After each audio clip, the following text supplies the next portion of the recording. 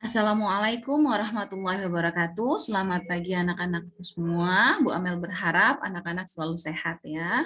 Baik, hari ini kita akan melanjutkan materi pembelajaran kita di tema 4, subtema 3, pembelajaran 3. Anak-anak tolong disiapkan buku paket dan alat tulisnya ya.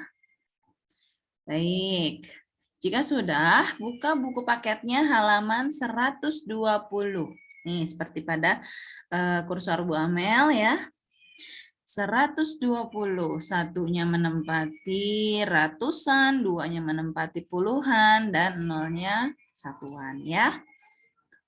Baik, sudah semuanya 120 pembelajaran 3. Dayu dan teman-teman membuat kerajinan. Mereka membuat karya membentuk dari tanah liat. Ya, tanah liat itu tanah yang mudah untuk dibentuk-bentuk seperti ini, Nak, ya. Dia itu tidak sulit meresap air, dia tidak bisa meresap air ya, jadi lebih mudah untuk dibentuk. Mereka membuat karya membentuk dari tanah liat. Banyak benda yang dapat dibuat dari tanah liat. Ya, lihat pada gambar, salah satunya adalah dengan teko, atau anak-anak bisa dulu itu mungkin ada di rumah neneknya, ada yang namanya kendi. Ya. Terus juga ada tempat pensil ya, tempat alat-alat tulis. Lalu ada boneka, atau biasa kalau di pinggir jalan suka ada juga yang menjual celengan.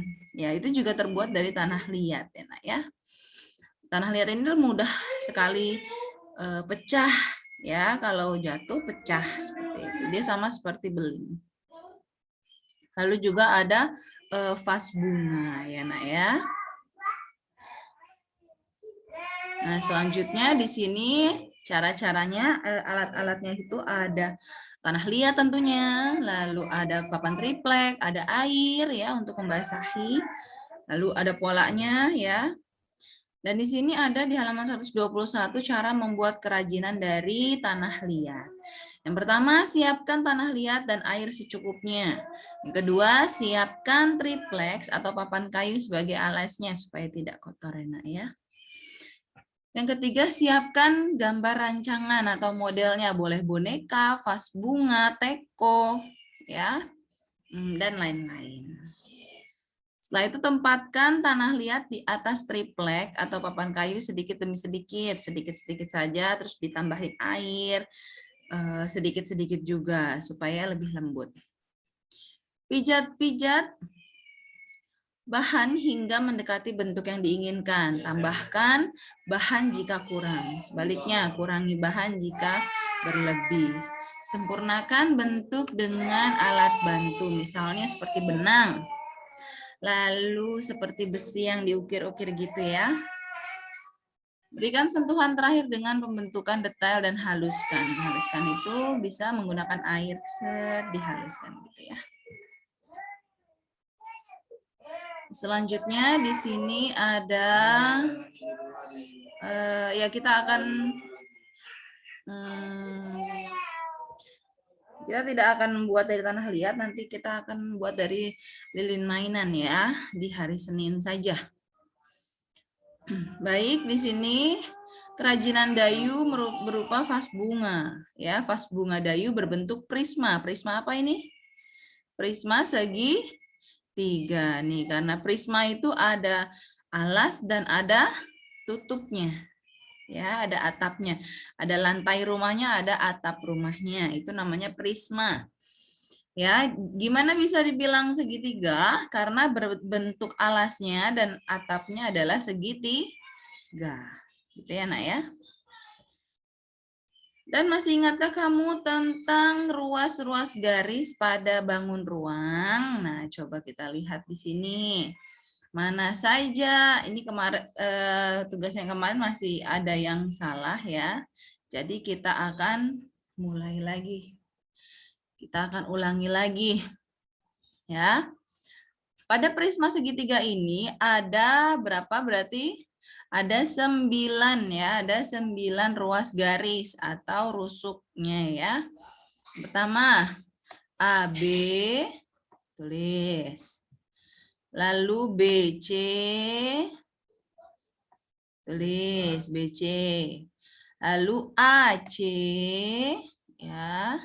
Boleh CA, boleh AC, tapi Bu Amel lebih senang kalau yang huruf pertamanya itu adalah huruf yang lebih awal dari alfabet. Ya, A, B, C, D, E, F, G, H, I, J, K, L, M, N, itu ya. Setelah itu E, F, tulis E, F, lalu D, F, tulis D, F, lalu ini DE ya, nih DE belum kesebut, DE nih di sini. Lalu AD, nih tiangnya AD. Boleh dicoret seperti ini ya nak ya, supaya lebih detail. Lalu BE nih. Ya, tiang yang kedua. Sekarang tiang yang terakhir, yaitu CF. Ya, ini adalah tiang terakhir. Pastikan semua tulang, nih Bu Amel bilangnya tulang ya. Pastikan semua tulang atau garis ruas garis ini sudah tertulis, gitu ya. Itu namanya rusuk atau ruas garis ya nak ya. Sekarang kita kerjakan di halaman 123 ya, nomor 1 kita kerjakan bersama. Anak-anak menyimak ya nak ya. Tulis juga kalau sudah Bu Amel tulis. Yuk, yang pertama. Ya, anak-anak tulis ya, Bu Amel membacakan. Ya, Bu Amel nggak tulis di sini. Baik, perhatikan. Ini nggak ada A-nya ya, berarti langsung saja sini. Ruas garisnya yang pertama tulis BC, CD, tulis BD, sudah. Lalu selanjutnya adalah FG, GH, FH. Nah, itu baru 6 ya, ruas garisnya ya. Selanjutnya, sekarang tiangnya. Yang pertama tiangnya BF, tulis. Lalu CG, sudah. Satu lagi tiangnya DH. Nah, sudah ditulis ya nak ya. Bu Amel nggak nulis di sini, jadi anak-anak yang nulis ya. Ini bukan tugas, tapi ditulis ya. Nomor 2-nya sekarang. Ini adalah bangun limas karena dia tidak memiliki atap, tapi dia memiliki alas ya. Lantainya itu berbentuk segi 4. Tidak ada atapnya, atapnya berupa titik sudut. Ya. Ini berbentuk seperti apa ya? Kalau anak-anak lihat itu suka di Mesir kuno itu adalah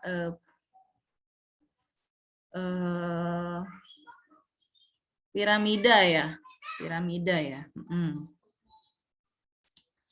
Oke, yang pertama nomor 2 tulis di bawahnya sini ya, di bawahnya boleh ya. Tulis AB, lalu BC, CD, bentar, bawahnya dulu AD. Nah, udah dapat 4 ruas garis ya. Lalu sekarang garis yang menuju ke titik sudut E. Ya. Yuk dari sini AE, sudah ditulis AE. BE, CE, dan satu lagi yang tiang terakhirnya nih, tiang miringnya DE. Ya, jadi ada berapa ruas nih? 1, 2, 3, 4, 5, 6, 7, 8. Ada 8 ruas garis. Ya, nak ya. Dihitung udah ada 8 belum? Nomor 3-nya ini adalah sama. Bentuknya limas juga karena atapnya hanya ada titik sudut ya. Kita lihat ini limas apa dari alasnya. Alasnya berbentuk segitiga, berarti namanya adalah limas segitiga. Pintar. Yuk ditulis ruas garisnya AB, BC, AC, baru dapat 3. Sekarang tiang miringnya. Tiang miringnya yuk. AD, BD, yang terakhir CD. Berarti ada berapa ruas garis? 1, 2, 3, 4, 5, 6. Betul nggak ada 6? Udah ditulis ya di bawahnya ya. Selanjutnya nomor 4. Ini adalah limas atau prisma. Iya, karena tidak memiliki atap ya, tidak memiliki atap, jadi namanya adalah limas. Ya, limas apa? Kita lihat alasnya ada berapa seginya? 1, 2, 3, 4, 5. Berarti limas segi 5. Gitu ya, nak ya. Yuk ditulis di bawahnya. Ruas garisnya ada AB, BC, CD, DE, AE. Nah, yang bawah sudah ada 5. Sekarang tiang miringnya. Yuk, tiang miringnya juga berarti ada 5 nih ya. Yuk, kita tulis di sini ya. Udah koma lagi. AT, BT, CT, DT. Jadi satu lagi nih yang di belakang. Gak kelihatan. ET.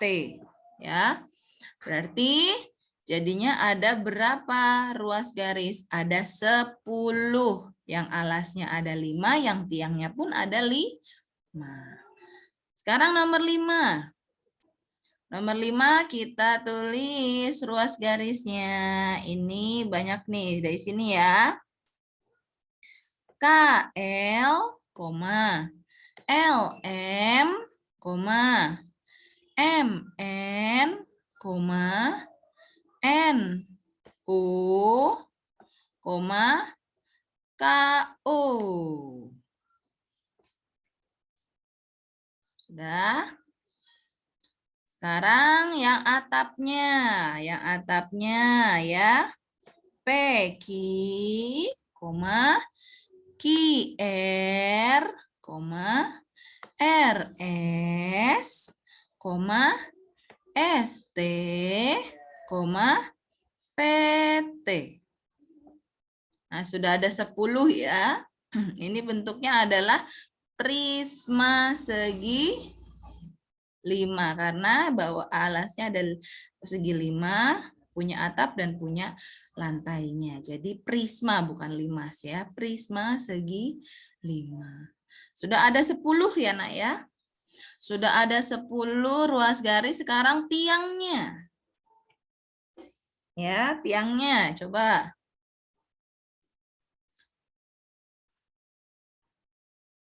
KP, LQ, MR, NS, satu lagi ini ya OT. Nah, jadi ada berapa tuh ruas garisnya? 5, alasnya 5, atapnya itu udah 10.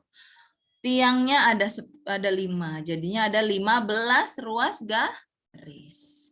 Sudah ya, ini ditulis ya, Nak ya.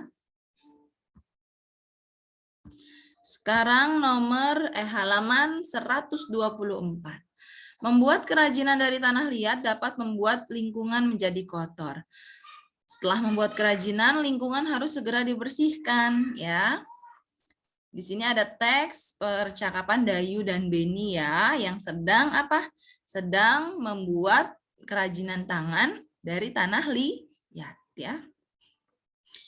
Teman-teman, tempat kita menjadi becek, kumuh, dan banyak bercak tanah. Tempat ini harus kita bersihkan kembali, kata Dayu. Beni menjawab, betul, kata Dayu. Tempat ini juga berantakan, kita juga harus merapihkannya kembali. Ya. Benar saja ya, tampak pada gambar di sini mejanya berantakan sekali, kumuh, airnya ada yang tumpah, tanah liatnya kemana-mana ya nak ya. Sekarang kita akan menjawab pertanyaan di nomor 1.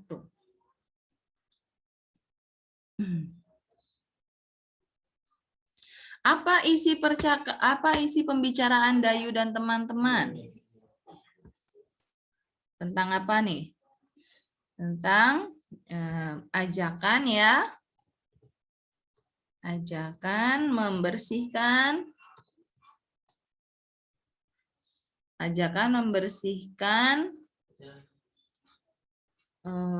meja setelah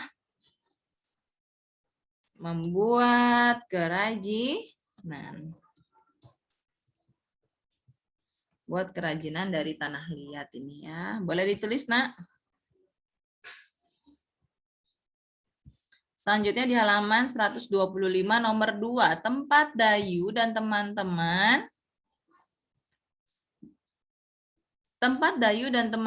membuat kerajinan menjadi kotor. Apa yang akan mereka lakukan? Tentunya membersihkannya kembali. Ya. Itu namanya tanggung jawab ya, kalau setelah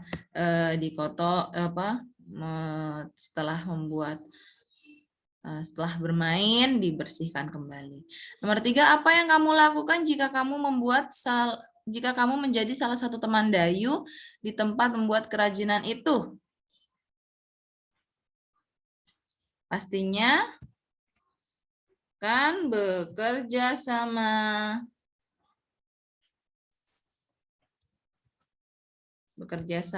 Untuk membersihkannya. Aja apa-apa. Bekerja sama untuk membersihkannya ya. Setelah itu nomor 4. Apakah kamu setuju dengan sikap Dayu dan teman-teman? Ya setuju lah ya. Setuju karena mereka akan membersihkan tempat. Membersihkan meja boleh, akan membersihkan tempat bermain ya. Oke, sekarang nomor 5. Apa yang akan terjadi jika tempat membuat kerajinan yang kotor dibiarkan? Akan menjadi sarang kuman, akan menjadi kotor ya.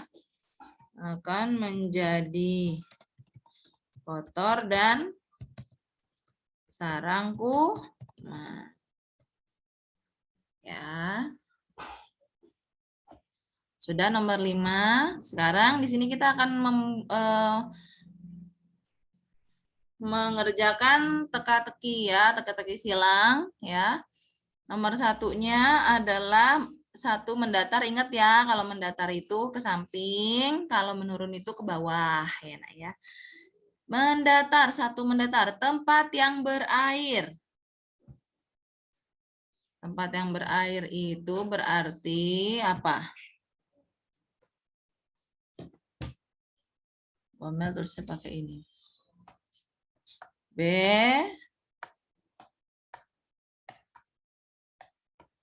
Cek. Ya, pernah ya melewati tempat yang becek ya, khawatir terpeleset, hati-hati. Terus noda nomor 2 menurun. Noda atau kotoran berupa bintik-bintik kecil. Bercak ya. Nih di sini bercak.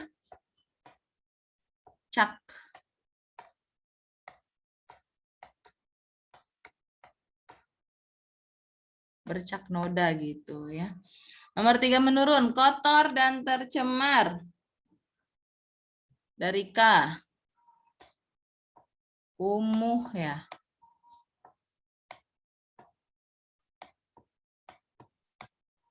Menjadi kumuh. Ya, oke. Tulis dulu ya, Nak ya. Sekarang Bu Amel akan membacakan ini ya, teks. Tempat yang kumuh dan becek harus dibersihkan. Ya. Ini nanti anak-anak tugas untuk membacakan kembali melalui voice note ya.